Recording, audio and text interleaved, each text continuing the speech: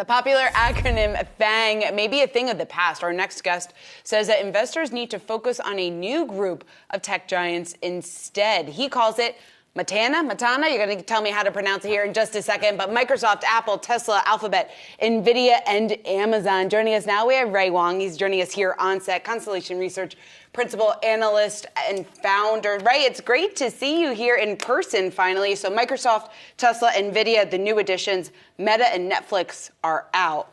Why? They're out because they're one-trick ponies. And in the digital world, what happens if you're not doing other business models and digital monetization, it's not going to survive. And we've been seeing that with Netflix. They've got to get into ads. They haven't yet, right? And they're taking a beating from it, right? Facebook has got to do something besides ads.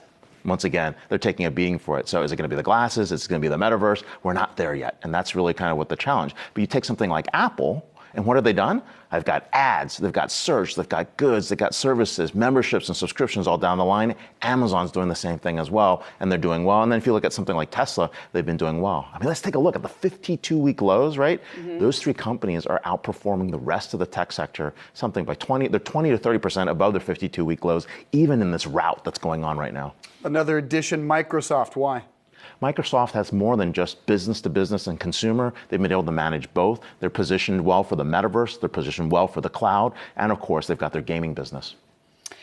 Ray, what about Nvidia? We want to bring that up because that is a stock that has struggled a little bit as of late. We talk about the challenges facing this sector. You're bullish on that name. Citi was out this morning saying it's still going to be a challenging couple of months for this sector. Why is Nvidia the right pick for you? So Nvidia is a lot more than just the chips that we look at, and just more than the data center or the gaming. They're sitting at the edge between AI, the metaverse, the future of compute. And the way they do their partnerships is they're set up in a way that the GPU is going to be dominant for quite some time, plus all the other high-performance computing aspects. And so while supply chains are kind of holding them up at the moment, right, they're going to come back. Right? And if you want to buy them at a cheap level now, like a year from now, you won't be regretting that at all. I just want to close the loop on Netflix. Why are they out? Well, the reason they're out is because how many more subscribers, how many more subscriptions are you going to handle, right? Doesn't seem like it's a sub game anymore, right? Like they've moved on the evaluation. So once we get past that, still you're not in on Netflix. Do you want ads on Netflix yet? That's the question, right? But you know what they really should do? And if Reed's listening, product placement should be where they are, plus the ability to do IP licensing. Look how Disney makes its money, right? We should have the Game of Thrones theme park. Actually, no, I don't want that. But you get the idea, right? HBO Max, but yeah.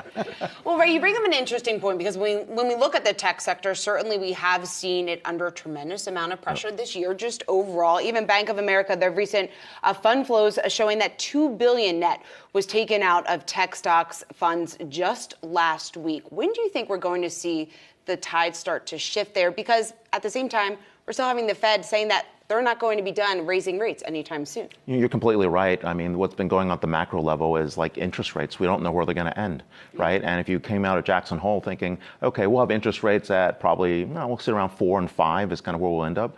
That's okay, but the problem is the Fed is trying to address core inflation. The problem is not core inflation, it's headline inflation. Headline inflation is energy and food, and if we don't get energy prices down, we really have no control and everything's spiraling. You can do all you want on core inflation, fine, right? You might be able to chip off 1 or 2% there, but wages are still going up. If you look at employment, we're where we were in 2019 in terms of number of jobs available and number of people, especially in tech. Like there's 3 jobs for every individual. Right now there's 2 jobs for every individual not outside in tech.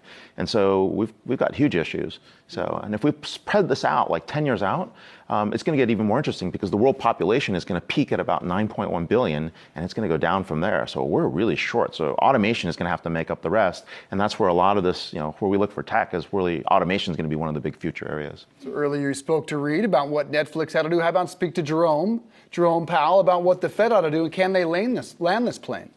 There's only so much that he can do, right? He can glide path in, but the rest is policy. It's got to come from the presidential level. Ray, what about Apple? One of your picks here, one of the consistent picks that I think you have liked now for quite some time. They're coming out with a new phone, expected to at least September 7th, the big event. How much of a game changer do you think it's going to be significant here for Apple, at least over the coming quarters?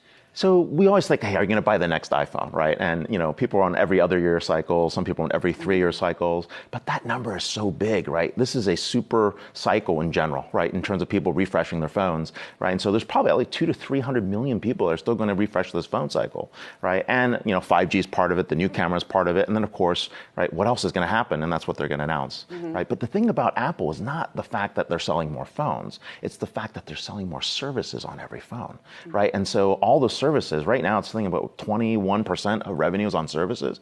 They're going to get to about 25% in the next 24 months. So these are just devices to sell more services, and the ARPU is huge. Just a vessel. And you talk about the trend that we've learned from tech earnings, which is, when it comes to digital ads, what have we learned in that space? We've learned that social sucks.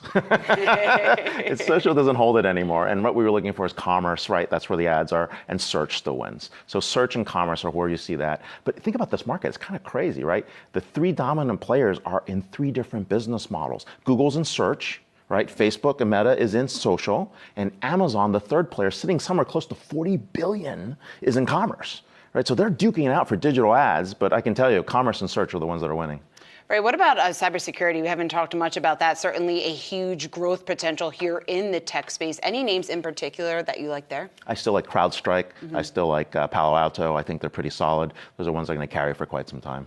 Right, Wang, next time you just need to hang out for the whole hour. I know. We will not kick you out. Good to have you in studio, sir. Hey, it's been a long time. Appreciate it. Excellent stuff.